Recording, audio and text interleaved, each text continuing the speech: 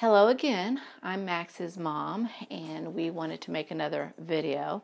It's been about a year since the last, and the topic of this video is Max's cochlear implant. Now, Max has always had a severe hearing loss in his left ear. Since he was a baby, we had a hearing aid placed that has really helped him with the amplification of the sound to hear usable language.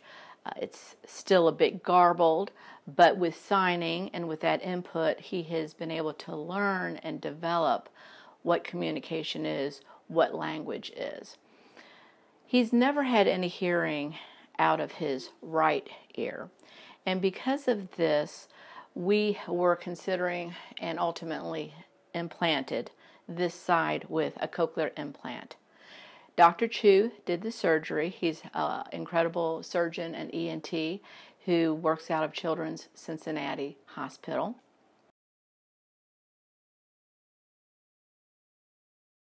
There are basically two parts to the cochlear implant. The first is the implant itself. This is the device that Dr. Chu placed into Max on July of this year. It consisted of 17 electrodes, 17 out of a potential of 22, that he slipped into Max's cochlea. Now, you might recall from basic anatomy that the cochlea is the sensory receptor part of the ear, and by placing those electrodes into that area, then the digitalized information of sound is sent directly to Max's 8th cranial nerve, his nerve for hearing. So of course we can't see that part, but there is a receptive base that attracts the magnet that is on the second part of this device, which is what we refer to as his cochlear implant. But actually it's the processor that goes on his implant. And I am pulling it out of this desiccant box. We actually got this when we received this array. It has a desiccant brick that lasts for about 2 months. And when it's closed and it's activated, you see the green light, then it actually has dry air that helps to keep the hearing aid and the cochlear implant free from goo and hopefully free from bacteria as well. So when we pull this out, you'll notice there are 2 batteries that are being held on by the magnet, and what we do in the morning is we'll take this door off, and it slides off pretty easily, and we will slip in the batteries. There is a round side and a side that's a bit flatter. So we put the round side down into the hole. And these actually use a lot of power. These batteries only last for about 16 hours. But when you first put it on, and I don't think you had a chance to see it, this little light flashed green, and that will tell you that these batteries are active and ready to go.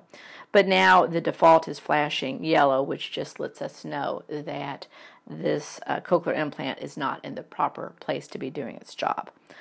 Anyways, after we put the batteries in, we go ahead and we slip the door back on. And there's a few things I'd like to show you with this cochlear implant. The first is the light.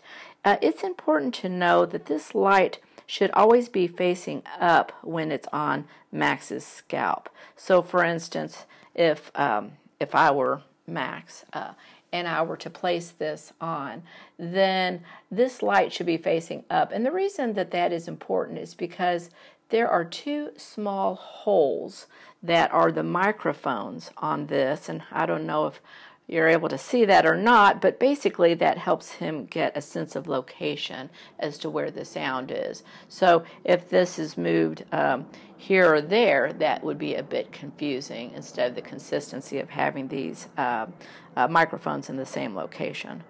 There's also a small button here that seems like it should do something. Don't worry about whether you push that or not.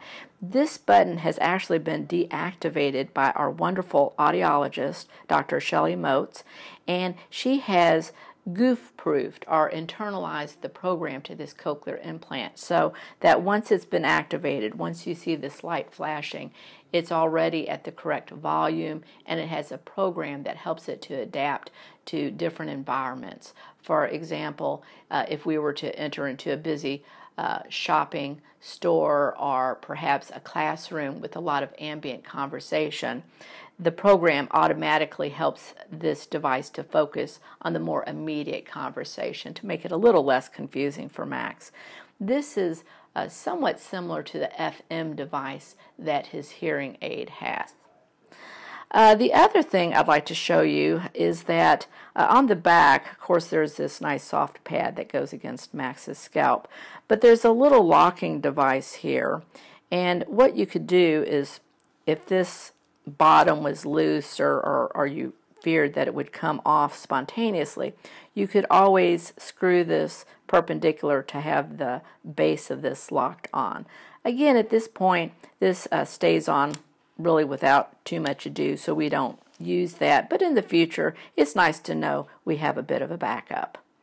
Now, at the end of the day, and we're ready to take the cochlear implant off of Max and say goodnight to the evening, all we do is we simply pull this base off, and you can take your thumbnail and flip the battery, and you'll see that it kind of pops right towards the magnet, and so that's handy.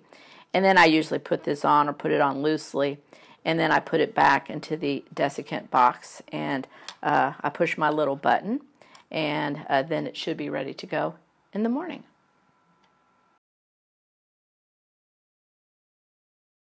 His other adaptive hearing device is his hearing aid. Now, he has had this basic model since he was a baby, and it consists of a couple of parts. One is the mold itself, and this is the part that slips into his ear canal. And usually what we do before we insert it is we want to lubricate it with some kind of substance. And there's two options that we typically use.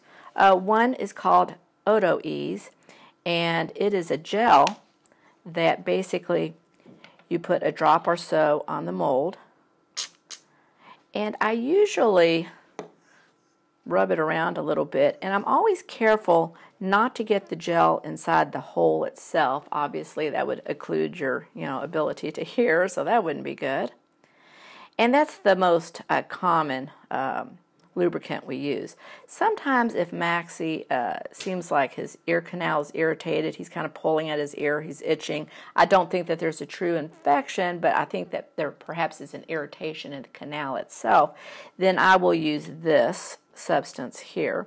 This is called Pro Ear, and it's put out by Miracell. And this is more like an oil substance. And again, I'll put a drop or so on the base of the mold, and I'll kind of rub it around there, get it ready to go. And this oil has soothing ingredients to where it will help to calm an irritated ear canal. Now, after that, I always like to make sure that my hearing aid and any other accessory devices that I might be using that day are working. So I take a look, and I see that the hearing aid is connected to the boot, the receiver, that connects it with our FM.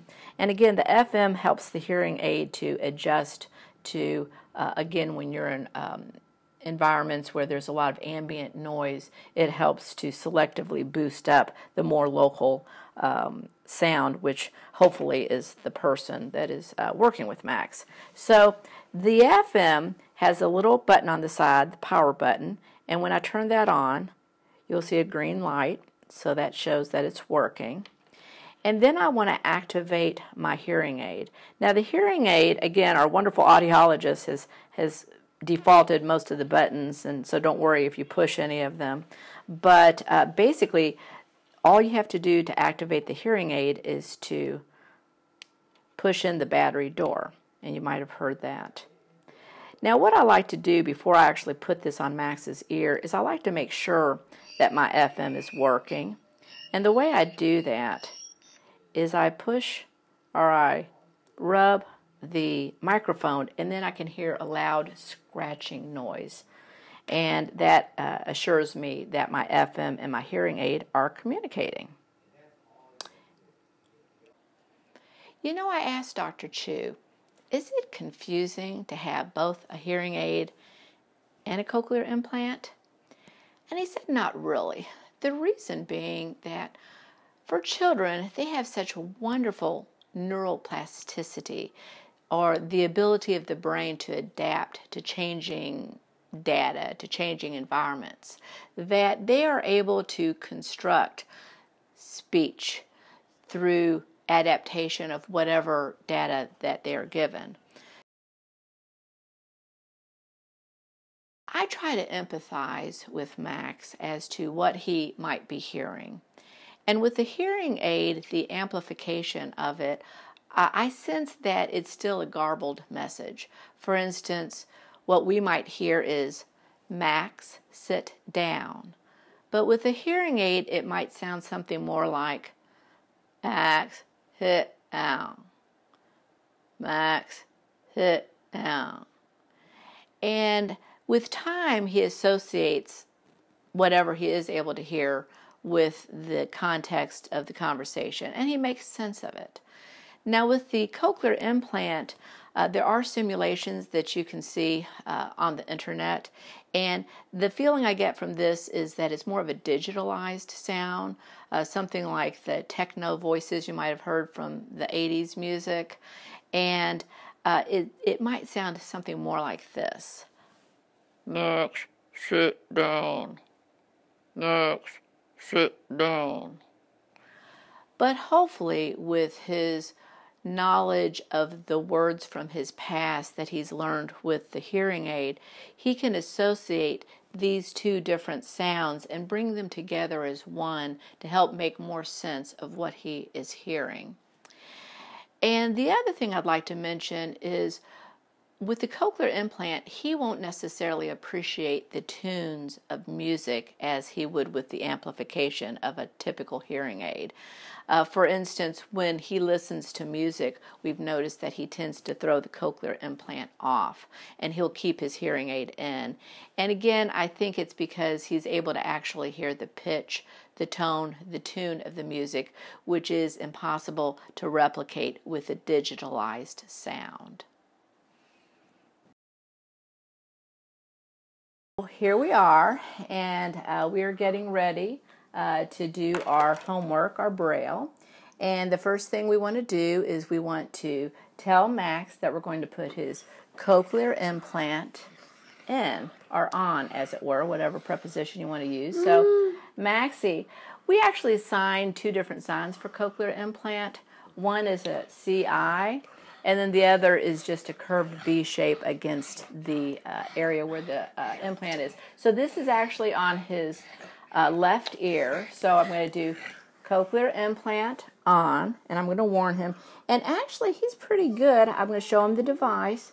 He's actually pretty good. He will frequently actually put this on himself on a good day. Well, there we go. Oops. If at first you don't succeed. There he goes. Good job, buddy. And I'm going to go ahead and put the clip on. So you might notice, I want to check for the orientation, make sure that that light is up, and it feels like that's the case. It's down. Oh, is it down? Whoops. Okay. Well, this is a good example. We actually want to correct that and make sure that that is oriented correctly. Thank you, Tamara. And now we're going to put the hearing aid in. Now, again, we have two different signs for hearing aid, and I apologize. It's just this crooked V shape. This is an old-timey hearing aid sign that we've used since he was a baby. But most people use the sign of like an X-hand shape over the ear to indicate the hearing aid. Max understands and knows both signs and will respond appropriately. So I have the hearing aid, and the way you want to put the hearing aid in is we use sort of a screwing technique where we kind of face this towards his face, and you hear that feedback. It's pretty loud. and then we twist it in. And you know, and you see him pushing it in with his index finger. There you go, perfect. You know that it is in two different ways. Let me clip this to your shirt, Max. One way is you could just see that the mold is totally in. The other is that you don't hear that loud screeching feedback that you would hear. You might also notice that his hearing aid tends to hang down low versus right behind his ear. This is the way Max likes it. Ever since he was a baby, it has always kind of driven him crazy to have, yes, your daddy is working right now. We're going to talk with daddy later. But when I try to put it back, like, Maxie, I'm going to fix your hearing aid, I'll put this behind his ear, and that's the way me and the rest of America would like it, and it flips forward, or he will actually flip it forward. I can't tell you how many times I've had strangers come up and say, "Ma'am, your little boy," yes, Mama's here, Mama's talking. Your son's about to lose his hearing aid. I say, "Oh, no, that's fine. That's the way he likes it." But anyways, you can also note that on the hearing aid, there's actually a red light that shines to let you know that the batteries are working versus the green light on the cochlear implant. A little confusing, but that's just the way these things were made. Yes, Maxie, we're making another video about your hearing aid and your cochlear implant. Yeah, and that's pretty cool, huh? We're trying to let people know how these things work. Anyway, so I think that's about what I wanted to cover. Oh, the other thing, before I forget, is we are trying to teach Max how to ask to have the hearing aid off and the cochlear implant off, so that we don't lose these pieces of equipment, which are very expensive, by the way. So you will notice that, Max, you do a really good job of keeping your hearing aid and your cochlear implant on. If he is interested, if we're working like on the brailler, if we're walking, if we're talking about you or with you. But if he gets bored, if he gets frustrated, he's going to pull these devices out and toss them across the room or out the car door or whatever. So we are learning now that when it is time to take these devices off, that Max needs to ask us to take them off. And again, remember that the Cawthon way of signing off is OF. We don't use this because proprioceptively, I don't think Max understands or appreciates that motion, so it's an OF. So I'm going to show you what that looks like. So Maxie, let's take your cochlear implant off. Mommy is going to take your cochlear implant off, and so I'm going to come around here. And I'm going to slip this off. Now he's already trying to get ready to take that hearing aid off.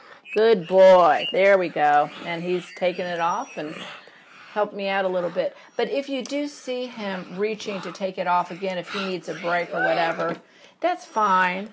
But do try to reinforce the importance of him asking you so that we don't lose these devices. Yes. Mommy and Daddy are both here. And we love you very much. Anyway, I think that's about all the things I wanted to share with you guys. Thank you for your time and your interest.